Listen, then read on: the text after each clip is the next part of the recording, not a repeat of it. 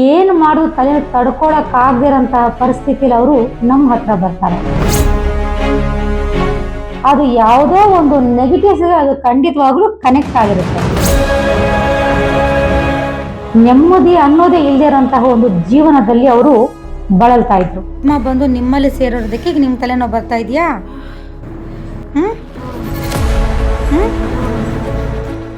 ಮಾಟ ಮಂತ್ರನೋ ಈ ತರ ಬಂದು ಸೇರಿದಾಗ ಏನಾಗುತ್ತೆ ಅಂದ್ರೆ ಅದೇ ನೋವು ಅದೇ ಸಮಸ್ಯೆ 100ರಷ್ಟು ಜಾಸ್ತಿ ಆಗುತ್ತೆ. ಮೊದಲಿಂದನೇ ಇತ್ತು ಅಲ್ವಾ ಅಂತ ತುಂಬಾ ಜನ ಕೇಳ್ತಾರೆ. ಅದಕ್ಕೆ ರೀಸನ್ ಇದೆ. ಮನುಷ್ಯರಾಗಿ ಹುಟ್ಟಿದ ಮೇಲೆ ಕಾಯಿಲೆಗಳು, ಸಮಸ್ಯೆಗಳು, ತೊಂದರೆಗಳು ಎಲ್ರಿಗೂ ಸಹಜವಾಗಿ ಇರುತ್ತೆ. ಯಾವುದೋ ಒಂದು ಕಾಯಿಲೆ ಬರುತ್ತೆ ಅಥವಾ ಯಾವುದೇ ಒಂದು ನೋವು ಬರುತ್ತೆ, ಹಾಸ್ಪಿಟ್ಲಿಗೆ ಹೋಗ್ತೀವಿ, ಇಂಜೆಕ್ಷನ್ ತಗೊಂತೀವಿ, ಕ್ಲಿಯರ್ ಆಗುತ್ತೆ. ಒಂದು ವೇಳೆ ನಾವು ಲಾಂಗ್ ಟೈಮು ನಾವು ಟ್ರೀಟ್ಮೆಂಟ್ ತಗೊತಾ ಇದ್ರು, ಆ ಒಂದು ಲಾಂಗ್ ಟೈಮ್ ಆಗಿ ನಾವು ಮೆಡಿಕೇರಲ್ಲಿ ಇದ್ರೂ ಸಹ ಕ್ಲಿಯರ್ ಆಗಿಲ್ಲ ಅಂದಾಗ ಖಂಡಿತವಾಗ್ಲೂ ಅದು ಯಾವುದೋ ಒಂದು ನೆಗೆಟಿವ್ಸ್ ಅದು ಖಂಡಿತವಾಗ್ಲೂ ಕನೆಕ್ಟ್ ಆಗಿರುತ್ತೆ. ನಮಸ್ಕಾರ ವೀಕ್ಷಕರೇ, ನಾನು ಡಾಕ್ಟರ್ ಭರಣಿ ರಾಜು, ರೇಖಿ ಗ್ರ್ಯಾಂಡ್ ಮಾಸ್ಟರ್ ಮತ್ತು ಮಾಸ್ಟರ್ ಹಿಪ್ನೋಟೈಸರ್. ಸುಮಾರು ವರ್ಷಗಳಿಂದ ತಲೆನೋವಿನ ಸಮಸ್ಯೆಯಲ್ಲಿ ಬೆಂದು ಬಳಲ್ತಾ ಇದ್ದಂತಹ ಒಬ್ಬ 25 ವರ್ಷದ ಯುವತಿ ಏನು ಮಾಡೋದು ತಲೆ ತಡ್ಕೊಳಕ್ಕಾಗದಿರೋಂತಹ ಪರಿಸ್ಥಿತಿಯಲ್ಲಿ ಅವರು ನಮ್ಮ ಹತ್ರ ಬರ್ತಾರೆ. ನಾವು ಅವರ ಬ್ಯಾಕ್ಗ್ರೌಂಡನ್ನು ನಾವೆಲ್ಲ ಚೆಕ್ ಮಾಡಿದಾಗ ಮೊದಲಿಂದ ಸಹ ಅವ್ರಿಗೆ ಸ್ವಲ್ಪ ತಲೆನೋವು ಅನ್ನೋದು ಇರುತ್ತೆ. ಆದರೆ ಅದು ಬರ್ತಾ ಬರ್ತಾ 15 ವರ್ಷಗಳಿಂದ ತುಂಬ ಓವರ್ ಹೆವಿ ಸ್ಟೇಜ್ಗೆ ಹೋಗಿ ಆ ನೋವು ಅನ್ನೋದು ಕೂತ್ಕೊಳ್ಳುತ್ತೆ.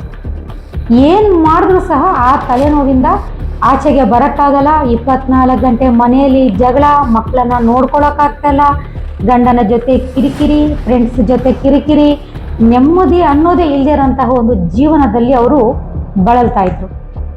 ಅವ್ರಿಗೆ ಏನಾಗಿತ್ತು ಅಂತ ನಾವು ಹಿಪ್ನೋಟೈಸರ್ನ ಮಾಡಿ ನೋಡಿದಾಗ ಅವರಲ್ಲಿರುವಂತಹ ಸಮಸ್ಯೆ ಈ ರೀತಿ ಇತ್ತು. ವಿಡಿಯೋ ನೋಡಿ. ತಲೆನೋವು ಬರೋದಕ್ಕೆ ಕಾರಣ, ಇಷ್ಟೊಂದು ತಲೆನೋವು ಬರೋದಕ್ಕೆ ಕಾರಣ, ಆ ಬದುಕಿದಾಗ ಆ ಅಜ್ಜಿಗೆ ತಲೆನೋವಿತ್ತಾ?